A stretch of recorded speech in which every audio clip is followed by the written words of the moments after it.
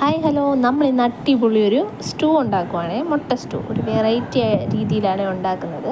അതിനായിട്ട് നമ്മൾ കുക്കർ അടുപ്പത്ത് വയ്ക്കുക, അതിലേക്ക് കുറച്ച് ഓയിൽ ഒഴിച്ചു കൊടുക്കുക, പിന്നെ കുറച്ച് ഇഞ്ചി ചെറുതായിട്ട് കട്ട് ചെയ്ത് ഇട്ട് കൊടുക്കുക, പിന്നെ ഒരു സവാള നീളത്തിൽ കട്ട് ചെയ്തത്, പച്ചമുളകും കൂടി ഇട്ട് ചെറുതായിട്ടൊന്ന് വഴറ്റി കൊടുക്കുക.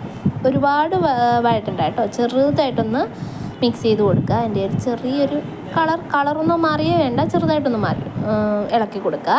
അതിനുശേഷം ആവശ്യത്തിന് ഉപ്പിട്ട് കൊടുക്കുക.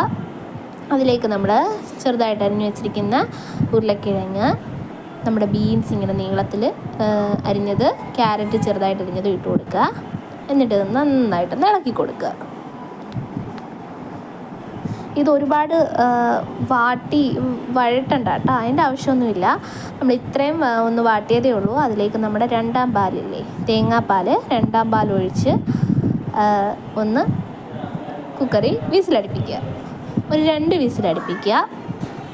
അതിനുശേഷം നമ്മളൊരു പാൻ അടുപ്പത്ത് വയ്ക്കുക. നമ്മുടെ ഈ വേവിച്ച് വെച്ചിരിക്കുന്ന നമ്മുടെ ഉരുളക്കിഴങ്ങും ക്യാരറ്റും ബീൻസും എല്ലാം അതിലേക്കിട്ട് തട്ടി കൊടുക്കുക. എന്നിട്ട് ലേശം മല്ലിപ്പൊടി ഇട്ട് കൊടുക്കുക, ഒരു 1/2 സ്പൂൺ മല്ലിപ്പൊടി കേട്ടോ. പിന്നെ ഒരു 1/2 ടീസ്പൂൺ ഗരം മസാലയും കൂടി ഇട്ട് കൊടുത്ത് അതൊന്ന് നന്നായിട്ട് മിക്സ് ചെയ്തെടുക്കുക.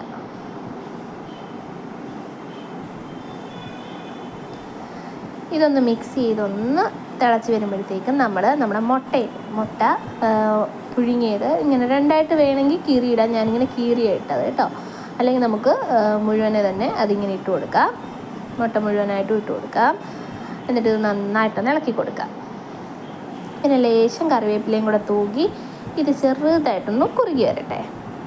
നമ്മൾ കുറച്ച് കാഷ്യൂനട്ട് അവിടെ സോക്ക് ചെയ്യാൻ വെച്ചിട്ടുണ്ട്.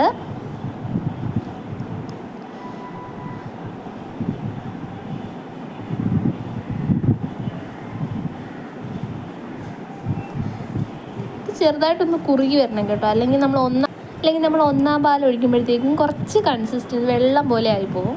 അതുകൊണ്ട് ഇത് ചെറുതായിട്ടൊന്ന് കുറുകി വരണം. നമ്മൾ ഇടയ്ക്കിടയ്ക്ക് ഒന്ന് ഇളക്കി കൊടുക്കണം. അതിനുശേഷം നമ്മൾ കുറച്ചൊരു 10 കാഷ്യൂനട്ട് ഒന്ന് സോക്ക് ചെയ്യാൻ വെച്ചിട്ടുണ്ടായിരുന്നു. അതും നമ്മുടെ ഒന്നാം പാലും കൂടെ നന്നായിട്ടൊന്ന് അരച്ചെടുക്കുക. എന്നിട്ട് നമ്മുടെ ഈ മിക്സിനകത്തോട്ട് ഇതിനകത്തോട്ട് ഒഴിച്ചു കൊടുക്കുക. അപ്പോഴത്തേക്കും നമ്മുടെ അടിപൊളി സ്റ്റൂ അടിപൊളിയായിട്ട് വരും.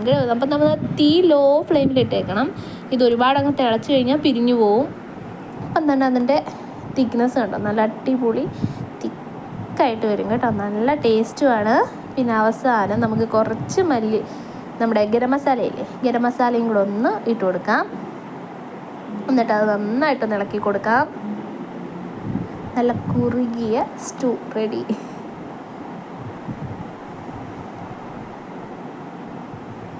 അതിനുശേഷം കുറച്ച് കറിവേപ്പില ഇട്ട് ലേശം പച്ചവെളിച്ചെണ്ണയും കൂടെ ഒഴിച്ച് കഴിഞ്ഞാൽ നമ്മുടെ അടിപൊളി മുട്ട സ്റ്റൂ റെഡിയാവും. അപ്പം വീഡിയോ എല്ലാവരും കാണുക, ലൈക്ക് ചെയ്യുക, സബ്സ്ക്രൈബ് ചെയ്യുക, സപ്പോർട്ട് ചെയ്യുക. ഇത് കുറച്ച് സമയം ഒന്ന് അടച്ച് വെക്കണം കേട്ടോ. അത് കഴിഞ്ഞ് തുറക്കുമ്പോഴത്തേക്കും നമ്മുടെ അടിപൊളി സ്റ്റൂ റെഡി.